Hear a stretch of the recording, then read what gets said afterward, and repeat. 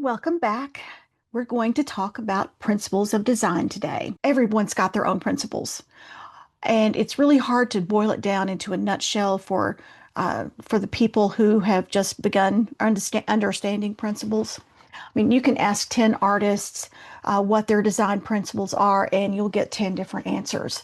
But I did find a way to make it a little bit easier so that you can learn the rules before you break them, which that when you break the rules and you do it correctly, it just really is a very good design.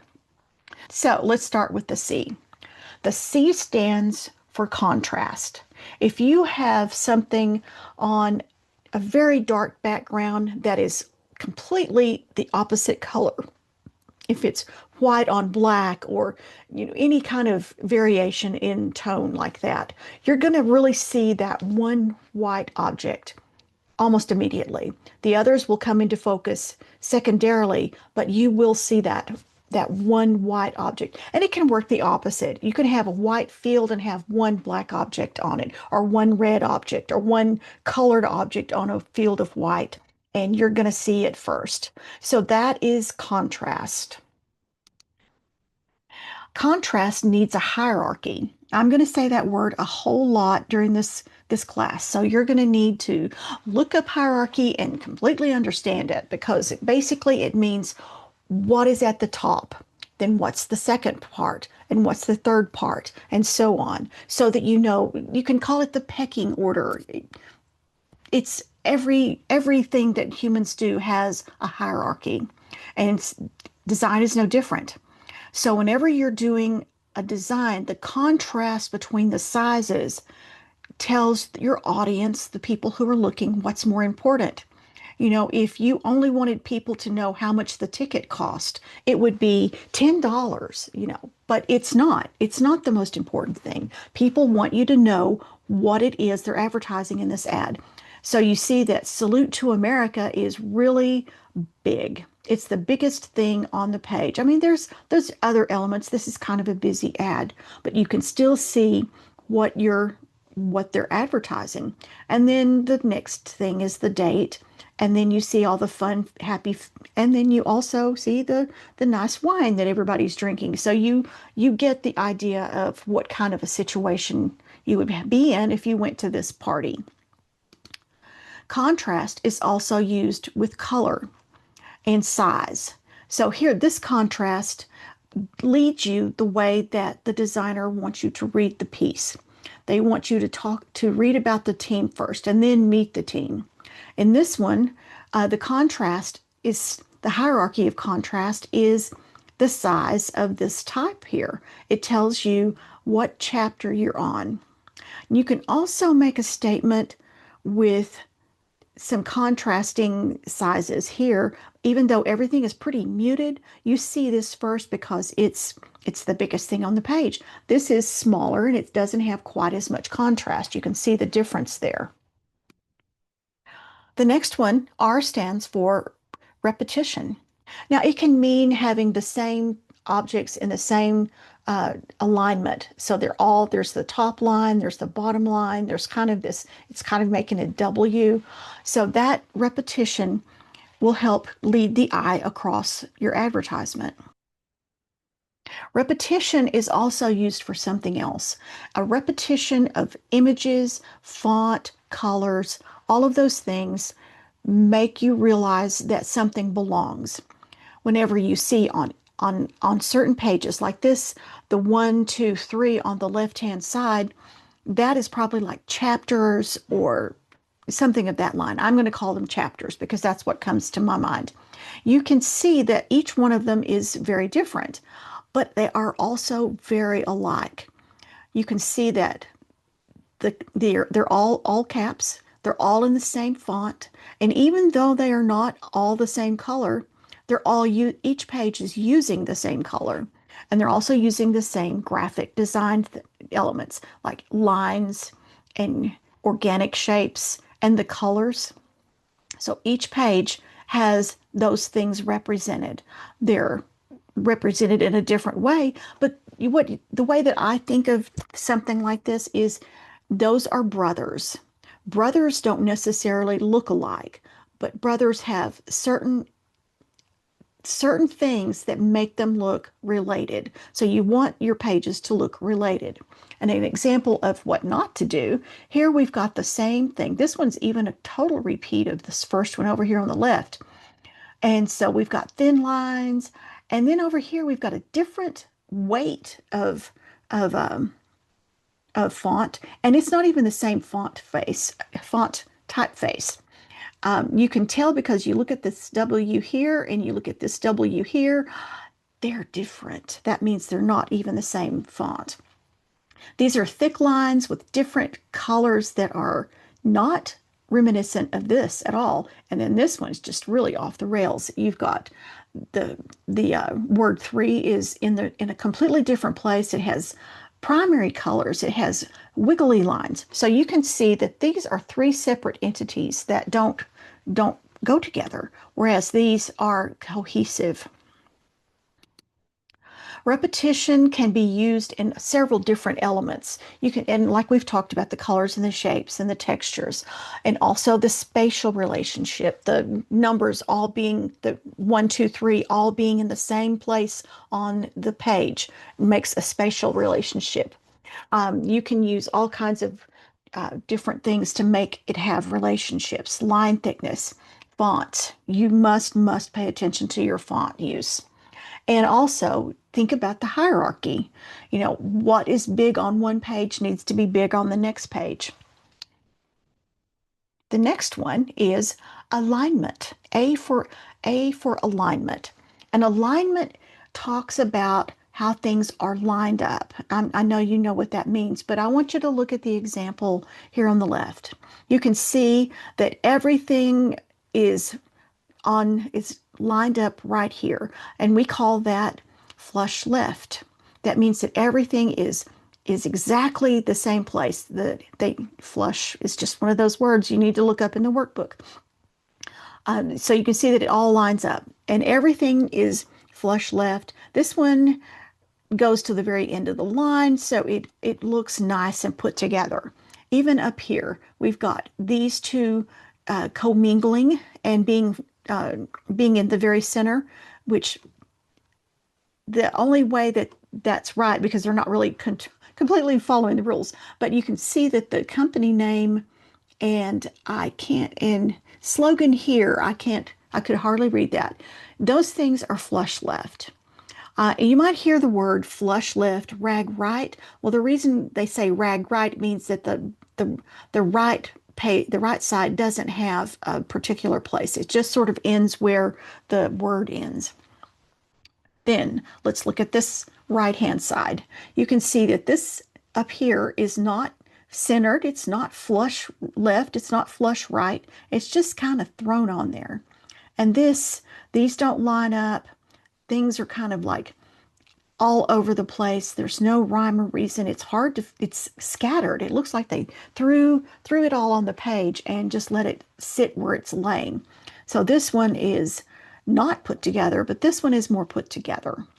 Alignment left. Left alignment, flush left, means that everything is lined up on the left-hand side. And this is the thing I was talking about not being consistent on the right-hand side. Rag right is what they call it in the biz. But anyway, you can see that all the text is set to a flush left. This is all flush left. This is all just really a very good example of flush left. Over here, we have some mixed messages, like we've got some centered, we've got some centered here, and it's just not as put together as this. You need to be consistent with your alignment. And like these all line up, this all has flush left, and so on and so on.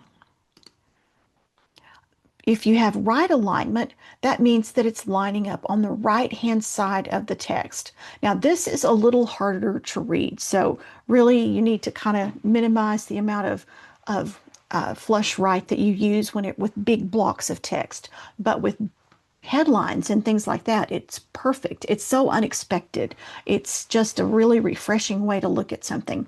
And I have to say, whoever designed this was super clever because, they're using all kinds of angles and all of that sort of thing, but it sort of leads you into this. And with this being asymmetrical and kind of crazy over here, this nice flush right line here really pulls it all together. And then you can see with this one how this looks with a flush right, uh, the annual report. This is like a table of contents or something. And it just really is unexpected to see all of it lined up here because most people would have done exactly what they did here on the right. They would have made it all they would have all put it centered so that everything is just lined up in the very center line. This looks like more like a menu or an invitation. This one looks like it was designed. Here we have alignment center, which is kind of like what most people do. I mean, inexperienced designers tend to use this as the default. And that is a mistake. The more you use other alignments, the more interesting your design is going to be. So this one, even though it's all flush centered, I'm sorry, you don't say that, it's centered. It's still asymmetrical because not only is it centered, they gave it a little bit of a shift. It's at a slight angle, so it has a little more movement than just straight up flat centered stuff. And it's got a little stuff around it that makes it even more asymmetrical and very interesting. All these lines just make it look like the thing is moving. So the designer did a really good job on this one. Here is an invitation, and most invitations are centered. It's just how it works. And so here we have a save the date. But this designer did a very smart thing. They did use the classic centered that most people expect on an invitation, but then set it on top of a really organic shape that's asymmetrical and put some extra stuff here. And it jazzed it up a little bit. Good job, whoever designed that. So the final justification that we're going to talk about is justified. I am not a fan of justification. The reason I don't like it, it's not that I love the fact that it's a nice big block like that. It's very, very tight and concise. The problem with it is you can see right here, if you don't do a lot of adjusting and you're not really careful, you're going to have these huge gaps between your letters. And that just causes you to have a negative space that starts having a life of its own. And even if you don't have a lot of space, you could have some space where that you have created yourself what people call a river. So I would say when you're first learning how to do this stuff, stay away from the justification. Another reason that I do not like justification is it uses hyphenation a great deal, and I am not a fan of hyphenation. I want my words together. So just be warned, I do not like hyphenation, and I will probably ding you for it if you use it. Okay, proximity is what stands for P. So proximity is like a bunch of objects. Now, this could be a handful of dice that somebody has thrown onto a table and they're just sort of scattered. You can tell they're dice, but they're not really having any kind of relationship with each other. It's just random dice. But if you put those same squares into a close proximity, you're starting to get things here. You've got a window. It could be it could be so many different things. You can start seeing that it's got some cohesiveness to it. It takes on the shape. It takes on one shape instead of nine shapes. This could be tic-tac-toe. It could be so many things. Whereas this on the left is just chaos. And it works for things that are not square. If you have a whole bunch of circles, like a bunch of marbles or something like that, stacked over here, and then you put them in a stack. This could be like the cue balls on a pool table. This could be cannonballs stacked together. I think there's even an iconic symbol. I think there's even an iconic symbol on our printers that has some kind of meaning. I think it's like toner, something, full toner. Anyway, there's you can get meaning from things whenever you have them in close proximity. So let's look at these two. This looks like a laundry list, a grocery list. It doesn't really have any meaning. It's just words that are all put together. You come over here and you start grouping things and you make like a headline. And so now we know this is a menu. You've got an option of chicken or beef or any of these things. Now we're getting some sense of it. This could be a menu at a restaurant. This could be a menu for a wedding. It could be just about anything. Whereas this is just a list. This this is options that you have. Okay. Proximity can be in any shape. Like for instance, the one on the left, they have put things together in these blocks of color that show what's together. And it's much more interesting than, let's say, this one on the right, because on the right, it's just kind of everywhere. But this took a lot of thought to get it into a place that it was really relating to each other, close proximity for things that were alike. And same thing with this here, the top part. This is sort of a graphic, an icon. So the things are all close together and there's a rhyme or reason. They're all kind of going the same angle. And it's much more cohesive than if you were to just throw these things on the table or on the page. It really has no rhyme or reason for it. So the basics of proximity is having items close together to become a visual unit. And the group needs to be related. They need to have something in relationship. The purpose of this is organization because you want to have something that's organized that really speaks to your audience. You don't want them to be groping around trying to figure out what you're trying to say. One more example here. What goes around comes around. What is this? Is this like some kind of real minimalist poster? It's got a date on it, a very ancient date, I might add. So what is this anyway? There's just no clue. I don't really, is it a flyer? Is it a poster? I don't know. But you add proximity to the mix, and now you get a little more sense from this. This is a book cover because there's the title, there's the subtitle, and there's the author's name. And there is no date because you don't need a date here. So throwing that date in just throws the whole thing off. So you can see that using proximity and having things that were similar grouped, it really adds a whole dimension of communication to it. So let's talk about it a little bit more. And this is proximity, but it's also just all the design elements together. This has no hierarchy. The biggest thing on it is a car. And that's not bad in itself, but it just doesn't really give us any clue as to what's most important.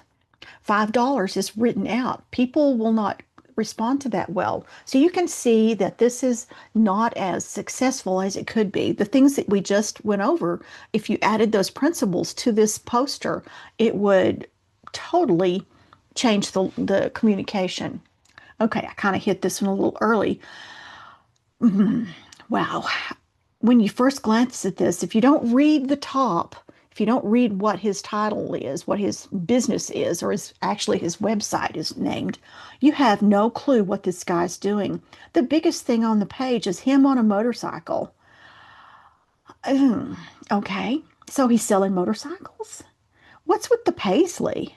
And it's his face is in too many places on this ad. There's just so many things going on. He's actually selling cars, but it takes you a minute to figure it out. So, not a good look. This was a web page, by the way. And then this one I am very, very sad to report is the Landing page for the Yale School of Art. It just hurts me to even say that. You would think that artists would apply the design theories to this and maybe make it a little more user friendly. There is no friendly in this. It's just hard to read. It's just busy. It's just awful. I am not going to say any more about this one. Just don't do this. So let's put them all together. You've got contrast, you've got repetition, you've got alignment, and you've got proximity. So those three things together means that design is crap. So if you don't use this theory, your design will be crap and not with periods behind each letter. This also is in your workbook if you want to look at that. So I want to go over just a couple more things that I couldn't add in to make it complete, and that's balance. There are two kinds of balance. First, we have symmetrical. It's equal on both sides, and it can be identical on both sides, or it can have equal weight on both sides, and that will be symmetrical. And there's also asymmetrical, whenever there's one really big thing on one side and a really small thing on another. Now, this can be a really tricky one to do because if you don't counterweight it in some sort of way, it could be not work very well. But it is a very dynamic tool if you use it correctly. Um, Also, there's the radial balance. This is something you find in nature really often. You probably can think of a dozen different examples of this being used in nature. And then we, of course, all mimic it too. And right along with that is the golden ratio, using that same little swirl that I just talked about. This is used a great deal in classic art, where the subjects just kind of go into a circle so that you just kind of go into the subject matter. And it can be really visually appealing. So that is ending our lecture portion of this lesson. So next I'm going to be talking about the lab assignment, but that's going to be in the next video. So see you then.